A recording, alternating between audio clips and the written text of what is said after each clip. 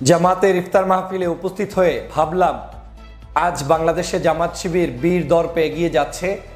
আর শেখ হাসিনা যেই জামাত শিবিরকে নিষিদ্ধ করতে চেয়েছিল এবং করেছিল, সেই শেখ হাসিনা বাংলাদেশ থেকে পালিয়ে গিয়েছে।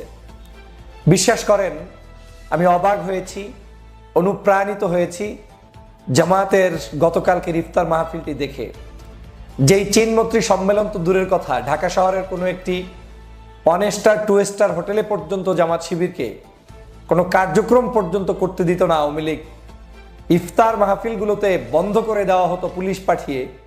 সেই জায়গায় বীর দর্পে চিনমৈত্রী সম্মেলন কেন্দ্রের সমস্ত স্পেসটা ভাড়া নিয়ে নিচতলা দোতলা সব জায়গায় লোকে লোকারণ্যে সমগ্র বাংলাদেশের বিভিন্ন দলমতের মানুষদেরকে ডেকে এনে জামাত আমির ডাক্তার শফিকুর রহমান সাহেবের দৃঢ়চেতা বক্তব্য সত্যি আমাকে আনন্দিত করেছে।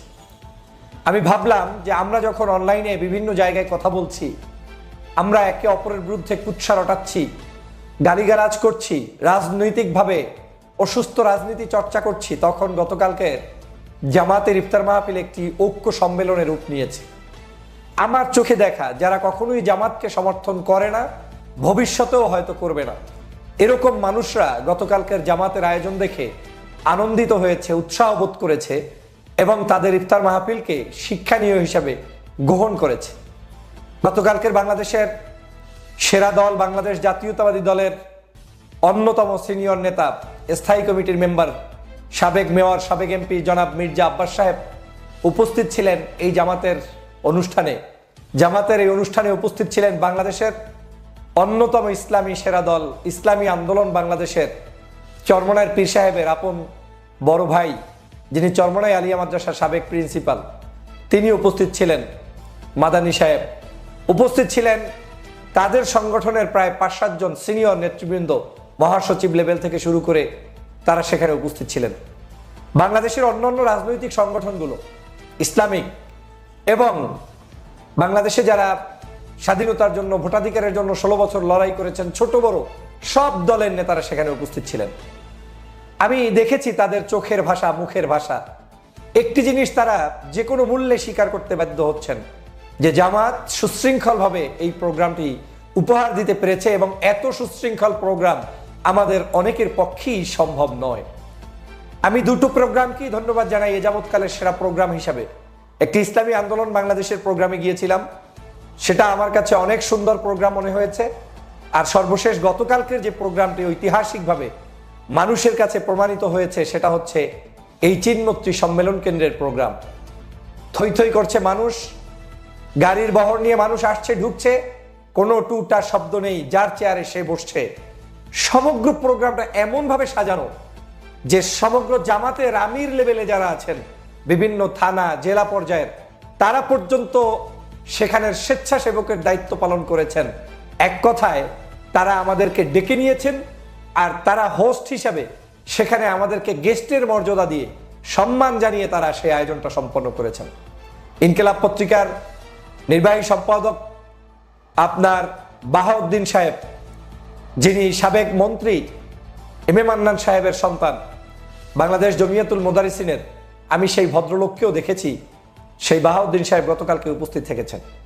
আমি সে কারণেই বলেছি যে এখানে মতের ভিন্নতা, আদর্শের ভিন্নতা, দলের ভিন্নতা থাকা সত্ত্বেও এই মানুষগুলোর উপস্থিতি প্রমাণ করে জামাত তার স্বীয় মর্যাদা রক্ষার্থে কাজ করে যাচ্ছে।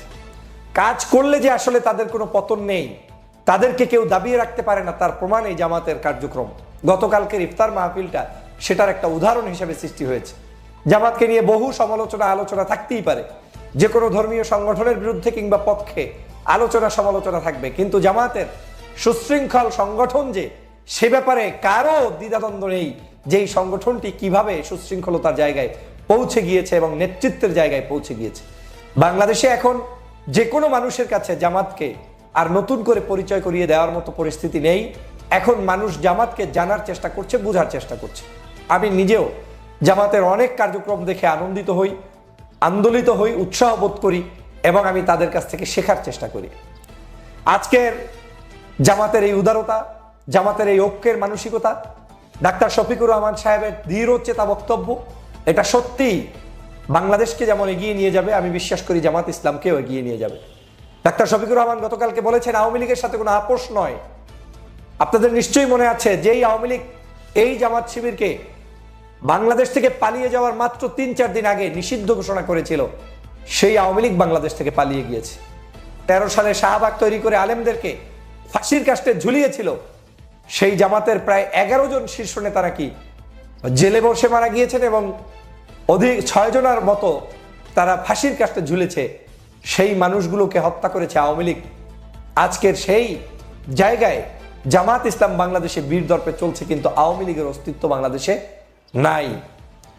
এই চিন্মত্রী সম্মেলন কেন্দ্রে জামাত জুতা পায়ে দিয়ে ঘুরবে, উঠবে, এ স্বপ্ন দেখা ছিল অসম্ভব গত 16 বছরে, কিন্তু জামাত আজকের সেটা পেয়েছে। কেন? অন্যতম কারণ হচ্ছে জুলুম, নির্যাতন, অত্যাচার সহ্য করতে করতে করতে করতে এখন জনগণের হৃদয়ে স্থান অর্জন করেছে। আমি অবশ্যই তাদেরকে স্যালুট জানাই এবং আপনাদের এই দৃঢ়চেতা এবং সংগ্রামী জীবনের জন্য আমি আপনাদেরকে ধন্যবাদ জানাই। পথ অনেক কষ্টের, পথ কঠিন থাকবেই। আপনাদের জীবনের কষ্টের সব কিছুই ইতিমধ্যেই অর্ধেকের বেশি শেষ করে ফেলেছেন। কি আর হারাবেন আপনারা? আপনাদের সবই তো হারিয়েছেন। আপনার দলের শীর্ষ নেতা আমির থেকে শুরু করে ফাঁসির মঞ্চে চলে গিয়েছে হাসতে হাসতে। আপনাদের আর হারানোর কিছু নেই। এখন আপনাদেরকে হুমকি ধামকি দিয়ে কেউ কোনো লাভ করতে পারবে না। বাংলাদেশের বর্তমান বাস্তবতা হচ্ছে ইসলামী মূল্যবোধের শক্তিকে অবজ্ঞা করার কারো কোনো শক্তি নেই। আপনারা যখন শক্তিশালী হবেন, আপনাকে সবাই গুনতে বাধ্য, জানতে বাধ্য, স্পেস দিতে বাধ্য, আপনাকে নিয়ে চলতে বাধ্য হবে। আজকের সেটা জামাত প্রমাণ করেছেন। আমি আপনাদের এই বৃহত্তর যে মানসিকতা, বড় মানসিকতা এবং এই যে ব্যয় করে অনুষ্ঠান করা, সমাজের প্রত্যেকটি জায়গায় বিচরণ করা, কেউ অসহায় হলে তার কাছে চলে যাওয়া, হিন্দু হোক মুসলমান হোক তার পাশে দাঁড়ানো, শিশু নির্যাতন হোক কিংবা ধর্ষণ হোক তার পাশে দাঁড়ানো, এই মানসিকতাই জামাতকে অনেক উচ্চ জায়গায় নিয়ে যাবে। অতএব বাংলাদেশের কে কোন জায়গায় অবস্থান করছে এটা বুঝতে হলে আপনাকে ব্যালট পেপার ছাড়তে হবে। তখনই প্রমাণ হবে বাংলাদেশে আসলে কার কত জনপ্রিয়তা দিন দিন বাড়ছে কিংবা কমছে। আমরা গতকালকের এই ইফতার মাহফিল থেকে আমি ব্যক্তিগতভাবে মনে করি এটা একটি ঐক্যের মহড়া ছিল। জাতীয়তাবোধ, ইসলামী মূল্যবোধ, ধর্মীয় মূল্যবোধ এবং দেশের স্বার্থে আমাদেরকে এক থাকতে হবে। আমরা যে যেখানেই থাকি না কেন ঐক্যবদ্ধ হওয়ার বিকল্প নেই। জামাতের ওই প্রোগ্রামে যেভাবে সবাই একত্র ছিলেন, বাংলাদেশের রাজনীতিতেও শেখ হাসিনাকে, আওয়ামী লীগকে এবং ভারতীয় আধিপত্যবাদকে রুখতে ঐক্যবদ্ধ থাকবেন, এটাই হচ্ছে আমার প্রত্যাশা। আপনাদের সুশৃঙ্খল আয়োজনের জন্য আমি আবারও ধন্যবাদ জানাই। এত সুন্দর আয়োজন করেছেন, আল্লাহু আকবার, আল্লাহু আকবার। এটা কল্পনা করা যায় না। মানুষগুলোকে এত শান্ত সুষ্ঠুভাবে আপনারা ইফতার দিয়েছেন, এটা কল্পনা করা যায় না।